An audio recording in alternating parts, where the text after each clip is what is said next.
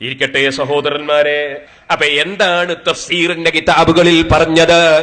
മൗലൈമാര് പറയും, ഖുർആൻ വ്യാഖ്യാതാക്കൾ പറഞ്ഞിട്ടുണ്ടോ എന്ന് ചോദിക്കും. അതിനാണ് ഞാനിപ്പോ തഫ്സീർ ഗ്രന്ഥങ്ങൾ ഉദ്ധരിച്ചു.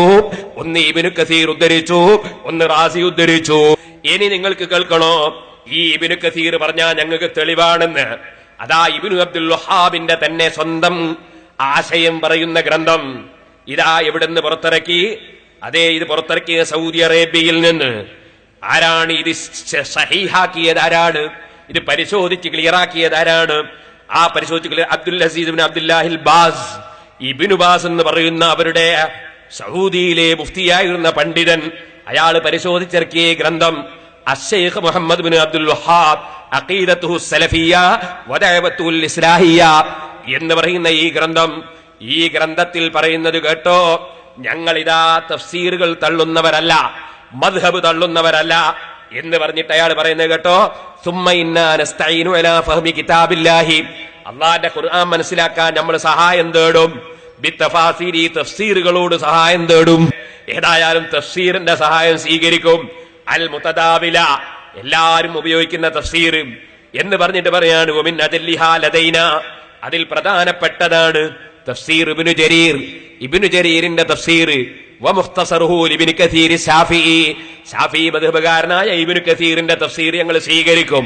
വകദാലിക്കൽ ബഗവി വൽ ബൈദാവി വൽ ഖാസിൻ വൽ ഹദ്ദാദ് വൽ ജലാലൈനി, ജലാലൈനി അടക്കമുള്ള എല്ലാ തഫ്സീറും സ്വീകരിക്കുമെന്ന് ഇബ്നു അബ്ദുൽ വഹാബ് എന്ന് പറയുന്ന ഇവരുടെ കേന്ദ്ര നേതാവ് പറയാണ്. എന്നിട്ട് പിന്നെ ഇവർ വലാ ഫഹ്മിൽ ഹദീസി ബിശുറൂഹിൽ അയിമ്മത്തിൽ മുബ്രിസീന കൽ അസ്ഖലാനി വൽ ഖസ്തല്ലാനി വഅലൽ ബുഖാരി വൻ നവവി അലാ മുസ്ലിം വൽ മനാവി അലൽ ജാമി സഗീർ.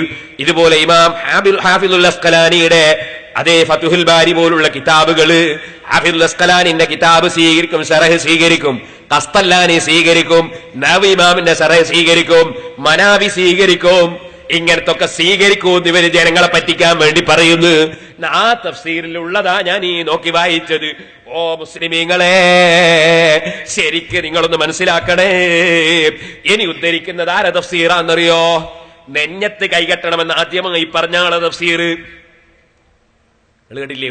ഒരു കൂട്ടര്, എല്ലാ ആളുകളും, മക്കത്തെ ഇമാമീങ്ങൾ വരെ, മദീനത്തെ ഇമാമീങ്ങൾ വരെ, അവര് കോഴിക്കോട്ട് മുജാഹിദിന്റെ സമ്മേളനത്തിൽ വന്നാല് വരെ അല്ലാഹു അക്ബർ തട്ട് പൊക്കലിന്റെ മേലെ നെഞ്ഞിന്റെ ചോടെ കൈകെട്ടു. കുറച്ച് മനുഷ്യന്മാര്, സാധുക്കള്, അല്ലാഹു അക്ബർ തട്ട് ട്രാൻസ്ഫോമറിന്റെ മേലെ വരച്ചു വെച്ച മാതിരി. ഇങ്ങനെ ഡേഞ്ചർ, അപകടം, അപായം, തുടരരുത് എന്നതിന് ഒരു അടയാളം.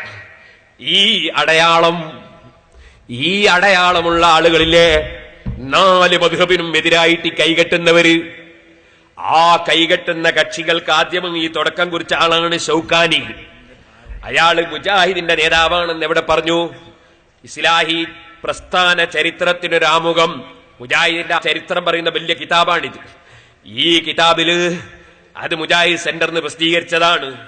ഈ പുസ്തകത്തിൽ അതാ പറയുന്ന ഷൗക്കാനിയും അഫ്ഗാനിയും 1172 പൂജാതനായി 1250 അന്തരിച്ച ഷൗക്കാനി യമനിൽ ഉദ്ധാരണ പ്രവർത്തനം നടത്തി.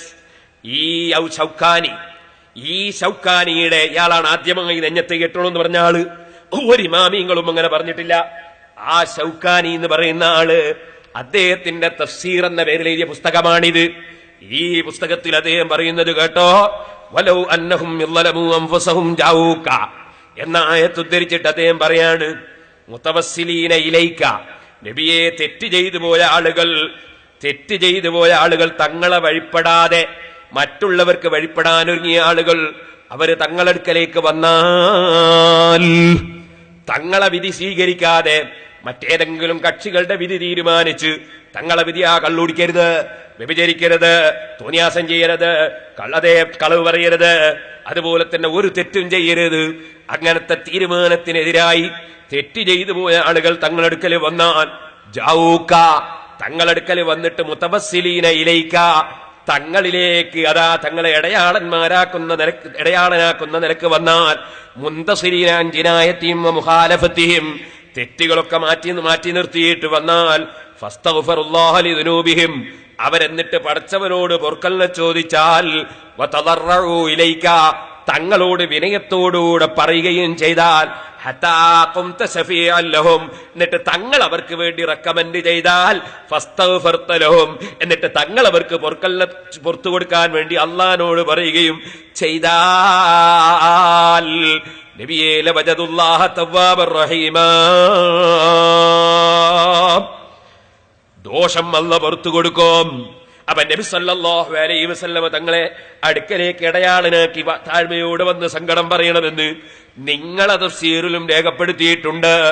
ആകയാൽ പരിശുദ്ധ ഖുർആൻ പഠിപ്പിക്കുന്ന നബിയെ വിളിച്ച് തേടണമെന്നാണ്, നബിയോട് തേടണമെന്നാണ്, നബിയോട് ശഫാഅത്ത് ചോദിക്കണമെന്നാണ്, അതേ നബി തങ്ങളോട് ഇസ്തിഗാസ ചെയ്യണമെന്നാണ്, നബിയെ ഇടയാളനാക്കണമെന്നാണ്. ഇനി ഹദീസിലേക്ക് കടക്കുന്നു സഹോദരന്മാരെ. അപ്പൊ ഇമാമീങ്ങളെ കിതാബ് പറഞ്ഞു